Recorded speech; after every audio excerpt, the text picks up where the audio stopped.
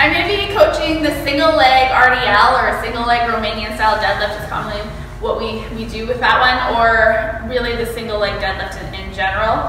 So for the first thing that you want to make sure you're proficient with before even adding load is being able to execute the movement with maintaining neutral spine. So usually what we'll do is we'll get people to line a dowel up along their head, mid-back, and their butt, and then we'll take them through the movement. So you're going to sit back into a hinge, just like you would into a deadlift, and then pull yourself up by driving through your heel.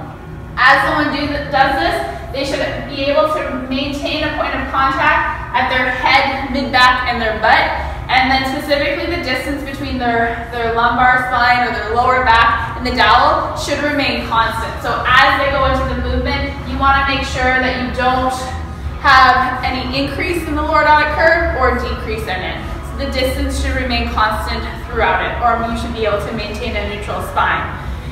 So that's some coaching cues with that. Other things that we just want to make sure is that you're utilizing a hip hinge, your shin is staying relatively vertical that way, and that in order to come up, you're not necessarily lifting the torso as much as you're extending through the hip. So that's a really important thing for muscle activation. When you come up and out of your deadlift, you want to make sure that you're driving the heel, pushing the floor away from you, and squeezing your butt all the way to the top.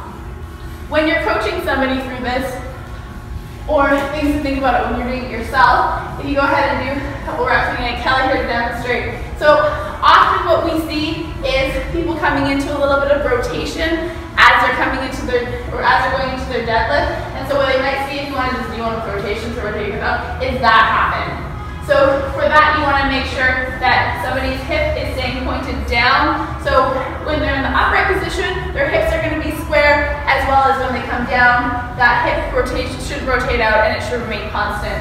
Another thing that we typically see is leg position. A lot of people don't like keeping their legs straight, so it actually helps with counterbalance. So as you come up, a good thing to do for your clients or think about yourself, go ahead and do one, is to really get someone to think about pushing out against your hand, or you can think about pushing your leg out or pulling your leg out towards the wall behind you. That's going to do a couple of things. It's going to help you engage your glute of the opposite side, but it's also going to act as a form of counterbalance.